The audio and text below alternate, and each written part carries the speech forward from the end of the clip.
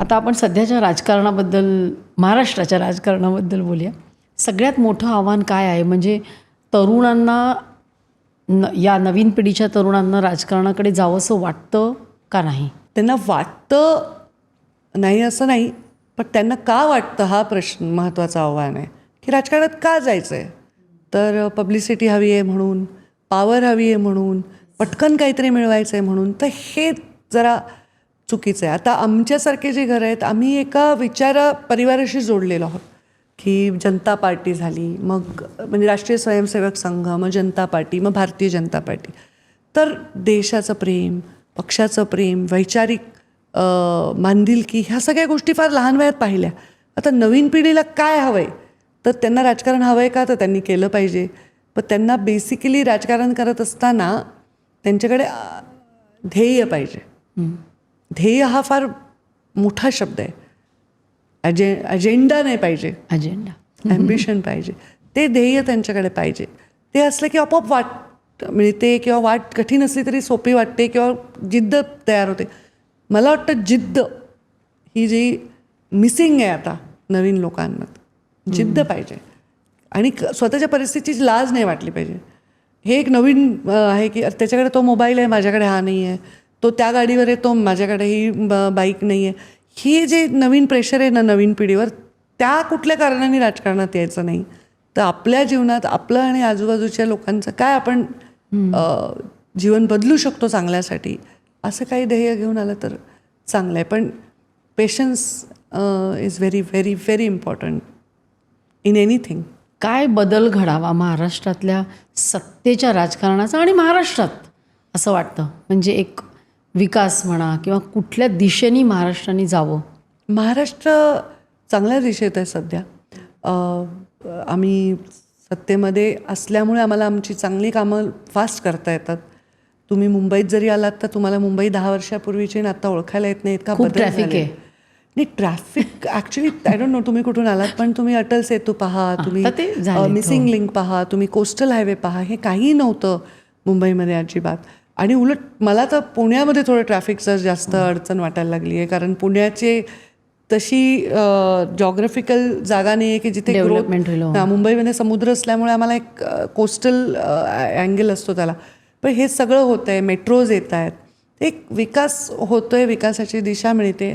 आता ह्या विकासाबरोबर, भौतिक विकासाबरोबर लोकांचा पण मानसिक पण विकास झाला पाहिजे, हे दायित्व आहे सरकारांचं. त्या दृष्टीने सिविक सेन्स वाढला पाहिजे, एन्व्हायरमेंटच्या दृष्टीने जागरूकता आली पाहिजे, स्वच्छतेच्या दृष्टीने जागरूक. आता मोदीजींनी स्वच्छता अभियान दिलं, सगळ्या देशात शौचालय बांधले, लोकांना स्वच्छता सांगितली. पण ती तुम्हाला रोज करायची आहे. तुमच्यासाठी झाडू आम्ही हातात धरला आहे, आम्ही कामही करतो आहे, तर ते लोकांमध्ये जबाबदारीचं भान हे फार काळाची गरज आहे. कारण आता आपण बघतो आहे वॉरची सिच्युएशन आहे, फ्युएलचा विषय येतो. तर जग एका विवंचनेतून जात असताना आपण कसे बाहेर राहणार आहेत? आपण कुठल्या ना कुठल्या दृष्टीने त्यांच्यावर अवलंबून आहे, एकमेकांशी इकॉनॉमी जोडलेली आहे. तर अशा वेळी पेशन्स हवा आहे, सिविक सेन्स हवा आहे, आणि रियालिटी फेस करून आपल्याला काय हवं आहे आणि काय नको आहे ह्याचा आपल्याला म्हणजे बॅलन्स साधावंच लागणार आहे. मगाशी ना आपण बोलता बोलता, म्हणजे हे तर आहे, राजकारण आहे, वारसा आहे, सगळं आहे, पण मला एक असं कुतूहल आहे की पंकजाताई आध्यात्मिक कशा बनल्या? मी तो हा बघितला ना, रुद्राक्ष आणि गळ्यामधलं, तर ती काय बाजू आहे? ॲक्च्युली आध्यात्मिक मी असावी पहिल्यापासनं. बाबा होते? आता आय डोंट नो आध्यात्मिकची म्हणजे व्याख्या काय. माझे बाबा अंधश्रद्धाळू नव्हते. ते शाहू फुले आंबेडकरांच्या विचारांनी प्रेरित होते, पण ॲट द सेम टाईम ते नास्तिकही नव्हते. तर मी अशा वातावरणात वाढले की घरामध्ये पूजा, सगळे सणवार छान व्हायचे, पण मांजर आडवी गेलेली आम्ही कधी मानली नाही. बाबांचा गणपती दूध पित नव्हता. तर त्यामुळे आमच्या आध्यात्मिकतेला विज्ञानाची पण जोड असावी अशा वातावरणात मी वाढले. तर आता 5 वर्षापूर्वी म्हणजे माझ्या पराभवानंतर मी कदाचित त्याच्या डिटेलमध्ये गेले असावे, कारण एक फेज आली होती, कोविड आला होता, लोक घरी अडकले होते. त्या काळामध्ये या सगळ्या विषयांना मी वाचायला ऐकायला सुरू केलं. आध्यात्मिक आधी असावे कारण माझे इंट्युशन्स फार स्ट्रॉंग असायचे. मला म्हणजे माझे इंट्युशन इतक्या लेवलला स्ट्रॉंग असायचे की मी एकदा म्हणजे मी आणि प्रीतम बसलो होतो आणि मी तिला सांगितलं तू प्रेग्नन्सी टेस्ट कर, तू प्रेग्नंट आहे. म्हणजे हे मी कधीच जाहीर मंचावर नाही सांगितलं. ती म्हणली तू वेडी आहे का. तिचा अपघात झाला होता मोठा. काय काही म्हणते. आणि त्यावेळी आम्ही तिचं टेस्ट केली आणि ती प्रेग्नंट होती. म्हणजे हे असं मला कधीतरी असे येतात. हे मग काही लोकांनी मला सांगितलं तुझ्याकडे ती पॉवर असेल तर तू मेडिटेट कर, हे कर. पण मी ते काही सिरियसली घेतलं नाही. पण एक वय पण असतं ना, 25-26 वर्षी आपण फार रिबेलियस असतो. 40 नंतर थोडं रियालिटी कळते. तर मग 40 नंतर कदाचित मी आध्यात्मिक प्रवासाला गेले. आणि मला वाटतं की आय ऑलवेज बिलीव्ह की देव म्हणजे एक ऊर्जा आहे आणि ती ऊर्जा आपल्या सर्वांना स्पर्श करत असते. आणि त्या डिटेलमध्ये गेल्यानंतर मला वाटतं मला जास्त अर्थ कळायला लागले. अक्षर काय आहेत, अक्षरच सर्व आहे. अक्षरातून मंत्र निर्माण आहेत. ह्या सगळ्या व्हायब्रेशन आहेत. आपण लहानपणी म्हणायचो, आजी म्हणायची वाईट बोलू नको तिन्ही सांजेला, शिवपार्वतीवरून जातील तथाच तू म्हणतील. तर ते मी हसायचे. ते लिटरली जात नाही आहेत वरून, पण जे आपण बोलतोय ते सगळ्या ब्रह्मांडापर्यंत जात आहे. बरोबर, हे सायन्स आहे.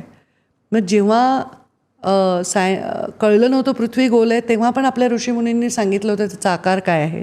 तेव्हाही त्यांनी प्रत्येक ग्रहाचं अंतर सांगितलं होतं, चंद्र सूर्याचं अंतर सांगितलं होतं. मग हे काय, तर लहानपणापासून ते वाचन वगैरे आवड होती अशी या गूढ गोष्टींची. आणि मग मला असं वाटतं की आपण खूप प्रगत होतो ह्याहीपेक्षा आधी. उलट आपण आता तेवढे प्रगत नाही आहोत. जेव्हा दगडाच्या मोठ्या मोठ्या इमारती बघते तेव्हा या सिमेंटच्या बाजूला इमारती बघून मला वाईट वाटतं की त्या काळात हे कसं केलं असेल. कैलास लेणी बघायचे लहानपणी, वाटतं ते कोणी बनवलं, हे काय आहे, एलियन्स आहेत का, ह्या अशा सगळ्या गोष्टींची आवड असल्यामुळे हळूहळू जास्त डिटेलमध्ये गेले. तर आध्यात्मिक म्हणजे पूजेपाठची आवड जास्त झालेली आहे. पण त्याच्यात सायन्स आहे, त्याच्यामध्ये मी काही अंधश्रद्धांवर माझा विश्वास नाही. There is a science behind this. फक्त काय होतं, आपल्याला सायन्सला एव्हिडन्स लागतो, स्पिरिच्युअलिटीचा एक प्रत्यय यायला लागतो, त्याची अनुभूती यायला लागते आणि ती आली की तुमचा विश्वास बसतो. तिथे लॉजिक नसतं. ही रुद्राक्षाची काय गोष्ट आहे आणि ते जे मधलं पदक आहे खूप सुंदर आहे. हो, हे खूप पॉप्युलर आहे सध्या महाराष्ट्रात. म्हणजे हो ना, काय मी शिवशक्ती परिक्रमा केली होती, त्याचा लोगो आहे हा. तर मी तो लोगो डिझाईन करून माझ्या गळ्यामध्ये घातला. हे आहे शिवाचं त्रिशूळ, हे आहे त्याचं त्रिपुंड आणि ही आहे शक्ती. वा, मला वाटतं एव्हरीथिंग हे शिवशक्ती. हे सायन्सच आहे ना. यंग यँग म्हटलं की आपल्याला आवडतं शिवशक्ती. आणि हे माझ्या बाबांचं रुद्राक्ष आहे. ते एकमुखी रुद्राक्ष आहे, त्याचे काही पथ्य होते. तर आता मी कारण आध्यात्मिक झाले तर मी शाकाहारी आहे.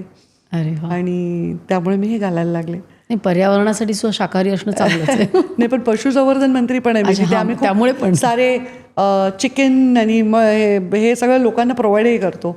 पण ठीक आहे, तो बॅलन्स आहे. मी काही म्हणत नाही की शाकाहारीच चांगलं, म्हणजे मांसाहार करणारेही तेही बॅलन्स आहे तो. पण मी झाली आहे स्वतः आणि मी काही त्याचं प्रमोशन करते की तुम्ही शाकाहारी व्हा वगैरे असं माझं अजिबात म्हणणं नाही. ज्याला जे करावं वाटतं ते करणं म्हणजेच अध्यात्म आहे, मला असं वाटतं. ऑफकोर्स वाहियात गोष्टी नाही त्याच्यात इन्क्लूड करत. आपल्याला किंवा दुसऱ्यांना त्रास न देणं हे बेसिक आहे ना, स्वतःला आणि दुसऱ्याला. Live and let live. ही क्लिप जर तुम्हाला आवडली असेल तर संपूर्ण पॉडकास्ट बघण्यासाठी सर्व काहीच्या पॉडकास्ट चॅनलला भेट द्या आणि सर्व काही क्लिप्स चॅनलला सबस्क्राईब करायला विसरू नका.